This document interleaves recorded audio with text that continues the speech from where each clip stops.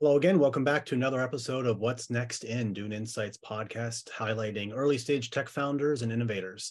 So today we are looking again at the automobility tech space and speaking to the founder of DriveU, a startup that came to one of our recent workshops. Howard, what did you like about DriveU? So DriveU is one of the leading providers of a technology which is essential both to the future of autonomous driving, but also to various remote operations that need remote drivers in situations where they can't have a driver in the seat of the vehicle. It's a proven technology that was used in other types of situations, and now they've ported over to the mobility sector. And they have some traction and some established clients. So I thought it was a very interesting part of the mobility market to showcase for our event. Great. Well, on this interview, Howard speaks to the founder of DriveU, Alon Podhurst, along with one of their investors, Rodolfo, Dieck from Horizon Ventures. Go ahead and get right into it. Right. And with me today is Alon Podhurst, who is the CEO of DriveU, along with Rodolfo Dieck, who is one of the investors in the company and who will be my co-interviewer today.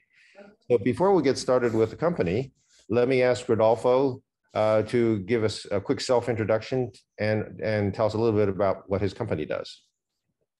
Sure. Thanks, Howard, for having us here. It's a pleasure to be at this event this year. So I'm a managing partner at Horizon Ventures. We're a VC firm investing exclusively in the mobility space, everything related to ground transportation, so nothing that flies or floats. We invest in early stage companies, disrupting the way we think about mobility, covering the whole value chain, starting from smart components that go into the cars to make vehicles electric or autonomous, to new vehicles, new form factors, anything from a kick scooter all the way up to a classic truck, mobility as a service, and what we like to call digital data services that are digitizing the mobility experience, be it in supply chain and logistics, smart cities, even insurtech or fintech. I'm based out of Houston, Texas, and we are investing out of our first fund, and we invested in DriveU probably a little over a year ago now. Excellent. And Rodolfo, my impression is that Proesa is part of a larger group of companies. Is that correct? We have a single LP structure. We're an independent VC firm, but we have a single LP. Our LP is the Proesa Group. It's a family-owned business that's been around for 70 years, headquartered in Monterrey, Mexico. And the group is the owner of a large tier 1 OEM supplier that sells chassis and structural components for the pickup truck and bus market in North America. The company there is called Metalsa. But yeah, we're part of the group, but we're an independent investment mandate. Very great. Okay, so let's turn to DriveU and to Alon. Alon, can you tell us a little bit about yourself and the origin of your company? Hi, thanks for having me. Yes, so DriveU enables the deployment of robots and autonomous vehicles through teleoperations. We are an Israel-based startup. And of course, all startups are unique, but we are unique in one way in that we are a spin-out from an older company called DriveU, that is basically the inventor or at the forefront of a technology called cellular bonding. And DriveU started at the CTO office of DriveU in 2018 and basically looked at ways, the project started as looking at ways to adapt this field-proven technology that was aimed at the broadcast market and apply it to the mobility space.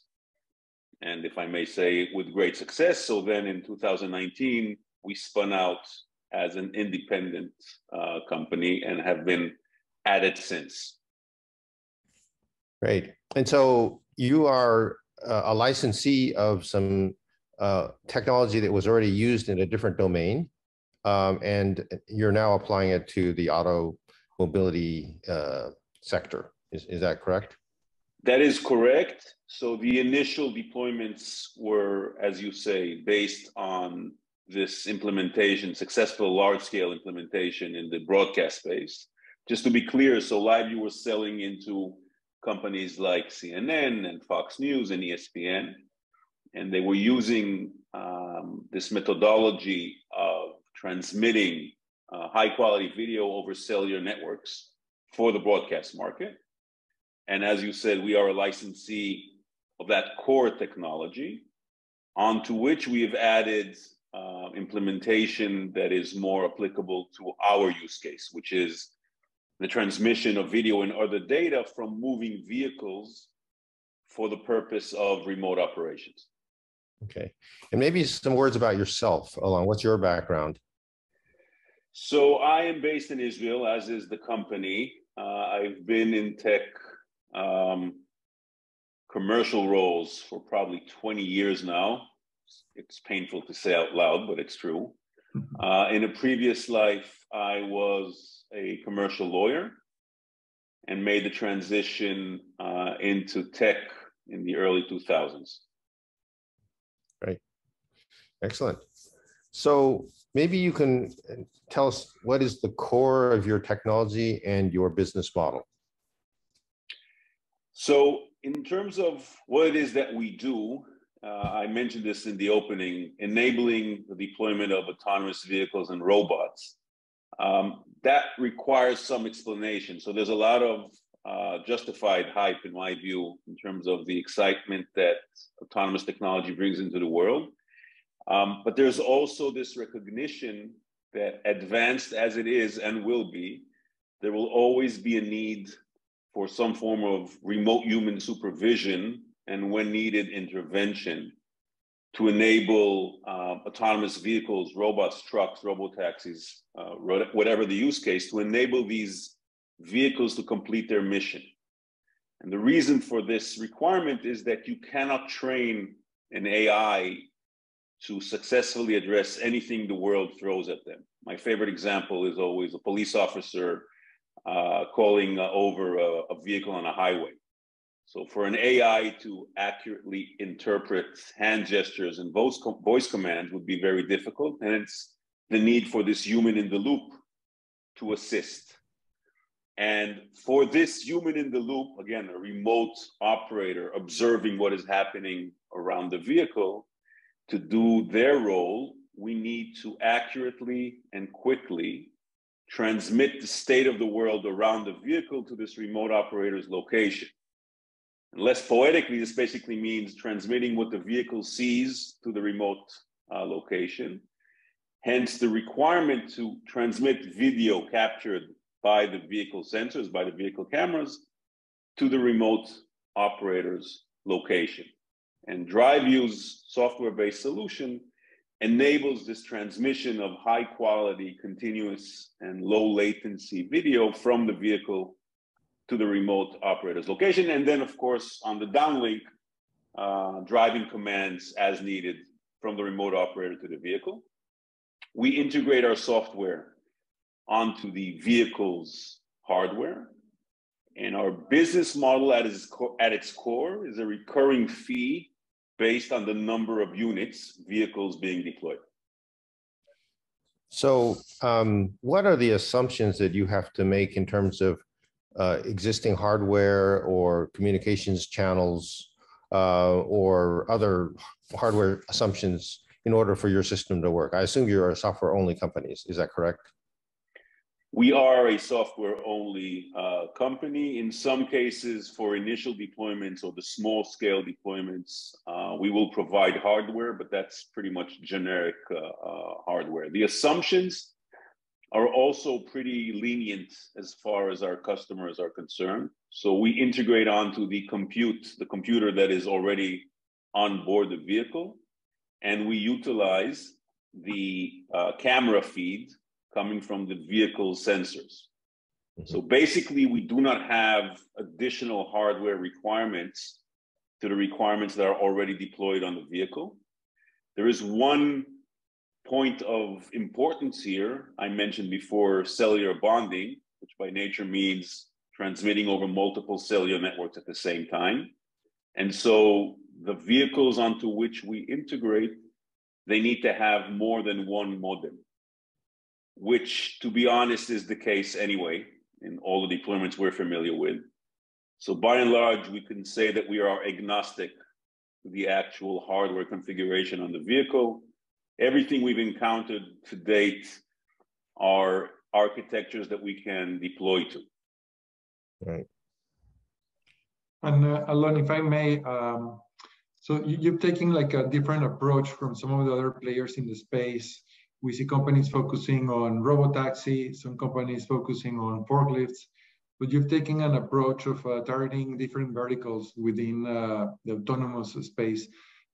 Can you talk to that? What benefits and challenges do you see in taking a more broad approach, targeting different use cases for the technology? Yeah, it's an excellent question. So at our core, we are focusing on a particular layer, the connectivity layer. The connectivity that is needed in order to conduct remote operations.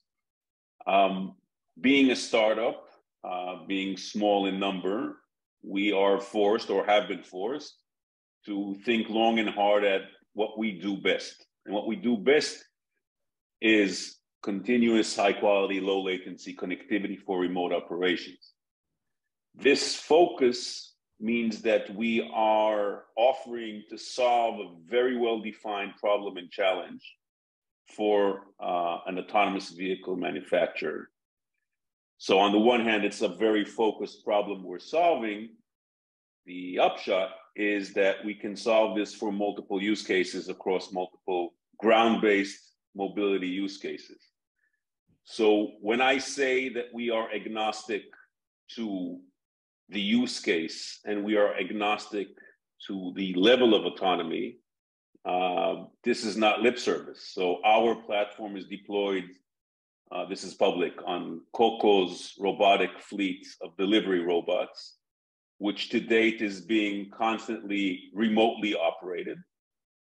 And our platform is also deployed on Easy Miles autonomous shuttle that is already operational on multiple sites around the world, in which, you know, the vehicle has no steering wheel. There is no actual driver. There is a remote supervisor that's, you know, monitoring the deployment or the operation of the shuttle. And again, at the core of the DriveU offering in both cases is this enablement of connectivity.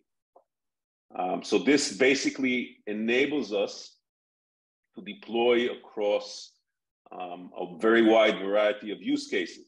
One of the challenges of our industry is the timeline. You know, you probably heard this in you know, multiple other forums. When will this be deployed? When can we do away with our driver's license and so on? And again, as with many revolutions, this thing takes a minute, right? It's capital intensive. There are multiple challenges to face. And so what I find exciting about our approach is that this enables us to be relevant and helpful to multiple use cases, right? So it's not just robotaxis or shuttles, it's also tractors and forklifts and robots and so on. So maybe you can give us a little bit of better idea of the size of the opportunity and in terms of, and chronologically as well, because maybe today it's, you know, it's one thing, but then 5 years from now, it's another. And also talk a little bit about the commercial traction so far that you've achieved. Yeah, so basically when people speak about autonomous technology, the immediate sort of use case people have that comes to my mind at least, is people movers, robotaxis, autonomous vehicles. And in that space, I think we've seen lots of progress and more companies deploying operational fleets. In the States, it's Arizona, and in California in multiple cities. In China, it's happening elsewhere. Mobileye is now rolling out in, I think, dozens of cities already. But the timeline for truly widespread deployment of robotaxis everywhere is a few years out. I think we're seeing already, you know, the building blocks of the infrastructure around regulation and, you know, strategic agreements between OEMs and developers of autonomous technology being put in place. But again, widespread deployment is probably, I'd say 3, more conservative people would say 5 years out. So that's like the holy grail, if you will. And this is $1 trillion industry. I think it's all the estimates I'm reading, I think are undershooting because of this major impact, this fundamental change in the way people move and travel, starting in urban area or densely populated urban areas, but then, spreading out elsewhere as well. So that's one major use case. And in terms, Howard, of our traction, I can name Easy Mile that I've mentioned before, manufacturer of autonomous shuttles based out of France, and our long-term collaboration with Denso, which is, of course, a well-known Japanese tier 1 supplier. So that's one use case. In terms of things that are closer, popular sort of thinking these days is everything around goods moving. And basically think delivery robots, last mile delivery robots, middle mile trucking, and long haul trucking. This is the case because, at least when we speak of goods movement, the barriers are slightly more forgiving in terms of the experience. Plus, the business case for delivery has become a lot more compelling ever since COVID and the supply chain strains. So demand, on the one hand, driven by e-commerce, has skyrocketed. But on the other hand, labor shortage has also increased, which is the real opportunity for more technology for automation and autonomy to come in. And in the States alone, you can see multiple companies that are already deploying different use cases for autonomous trucking. Unfortunately, I cannot name publicly names of our customers in that space, but we have a few, hopefully, to become public, maybe by the time we actually meet in California. And on the delivery robots, which is, again, as I said, a more forgiving space, slow moving, geo-fenced, and it's goods, it's not people. Then this also has been driven significantly by the pandemic. Things like contactless delivery and the more and more food being ordered from the business places to the home. We've been collaborating with Coco, who are pretty big on the West Coast in the States. More recently with Teraki, based out of Europe. Again, a similar use case in terms of delivery robots. And lastly, Ninebot Segway, which is one of the big major manufacturers of delivery robots. And we have integrated our platform to their delivery robot. And that is now being sold to additional customers, hopefully another announcement that can be made closer to the event. Okay. So maybe I can ask Rodolfo if you can say a few words about what the thesis was when you decided to make your investment in DriveU. What was the primary driver of your decision? Yeah, so we had been looking in the autonomous space for a while. When we think about the autonomous space, we always were of the idea that you need to have a remote operator somewhere. I mean, even if it's just on call, they don't have to be actively involved managing the vehicle, but there needs to be someone on call. So we explored the full teleoperations ecosystem. And when we met Alon and the team, we really liked that approach because the example that we use is like Intel. DriveU is trying to be the Intel inside of all these vehicles to allow them to have that capability. I mean, it doesn't have to be used, but it needs to be there. And that's what we're seeing in regulations across the world. In Germany, Japan, a few other countries are pushing regulation that allows for autonomous vehicles to be deployed as long as they have this capability to have someone be on standby when needed. And that's the core of the thesis behind our investment. And as Alon said, we are also the idea that robotaxi is going to take a while. And it was very appealing to us to know that they're working across different verticals and having traction across all of them. proving the technology, scaling the platform, and earning revenue today, and getting early in those conversations with the big players as they start launching pilots. I mean, even when they launch a pilot, they need to have this capability inside their vehicles. So it's good to be early in those conversations, being the software stack decided for those vehicles, and then grow together with the customers.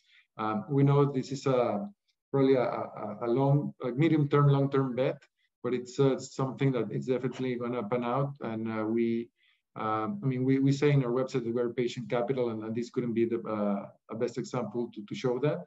But at the same time, with good traction early on different use cases. Yeah, I think that's more or less the thought process behind investing in DriveU. Great. So we're running short on time, but I have two other areas I'd like to cover with you, Alon, and maybe you have other questions, Rodolfo. But first, you're not the only company I've heard of that does this kind of technology. So maybe you can tell us about how you feel that you distinguish yourself or are different or better than others. And then second of all, if you could say a few words, Alon, about where you are in your capital formation history. I mean, how much, what have you raised and what are you planning to do? Great. So in terms of our competitive positioning, I think we're kind of consistent in how we see our strategy. Our focus on connectivity is also what makes us unique. Some of the other players, for reasons that I understand, maybe have made aspirations or statements or claims regarding additional pieces of the puzzle, covering things like cybersecurity or the actual operation, the actual management of remote operation. And I get it, because that actually kind of guarantees maybe a larger piece of the pie.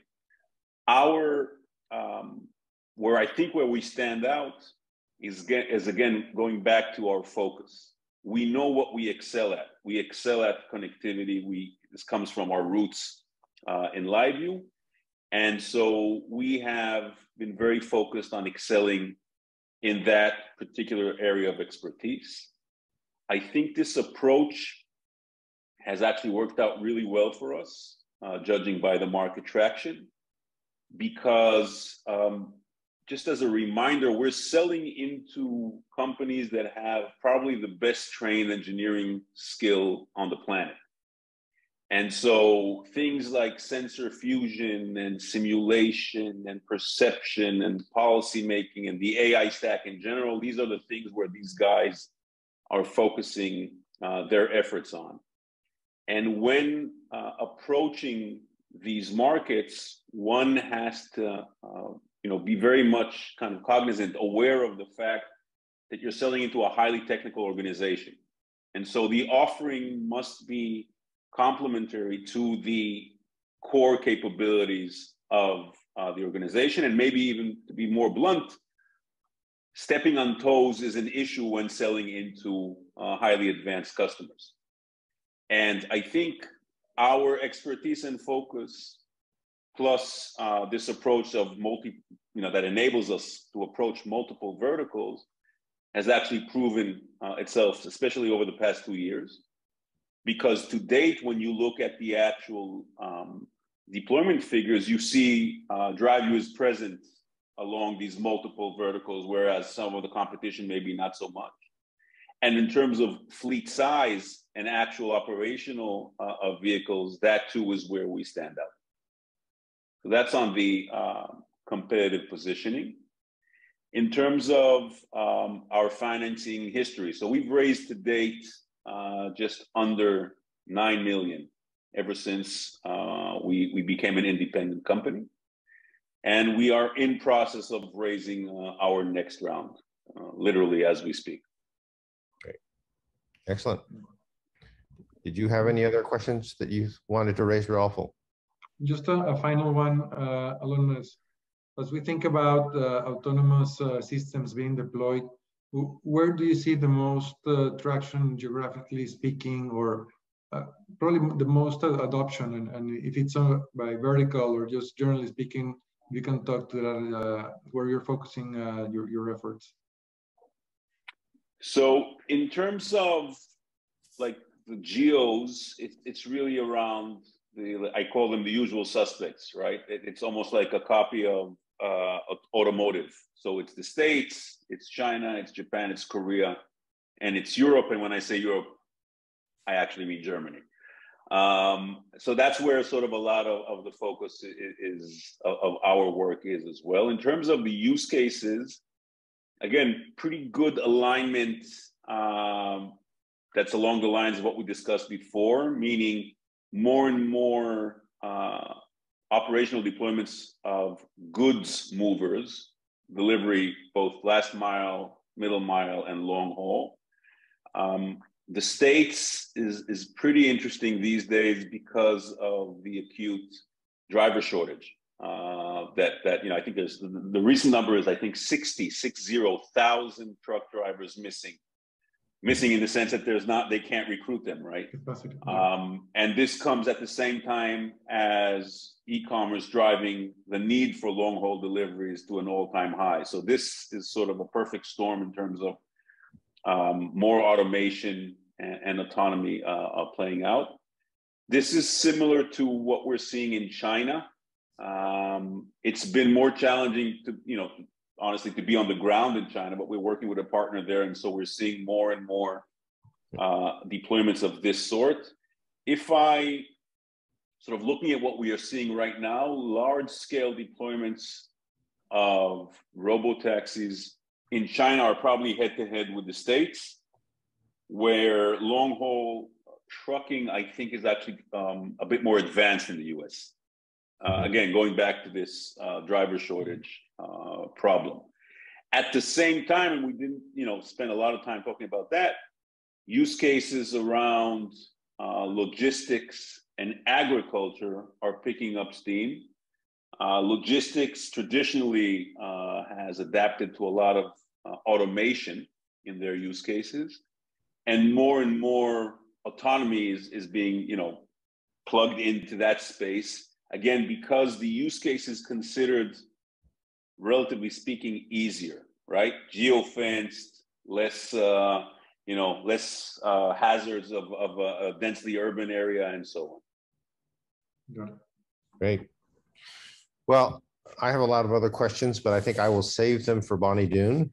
I'm sure our attendees will as well. This has been a great session. You're a terrific speaker, by the way, Alon. So thanks so much for the insights. Thank you very much.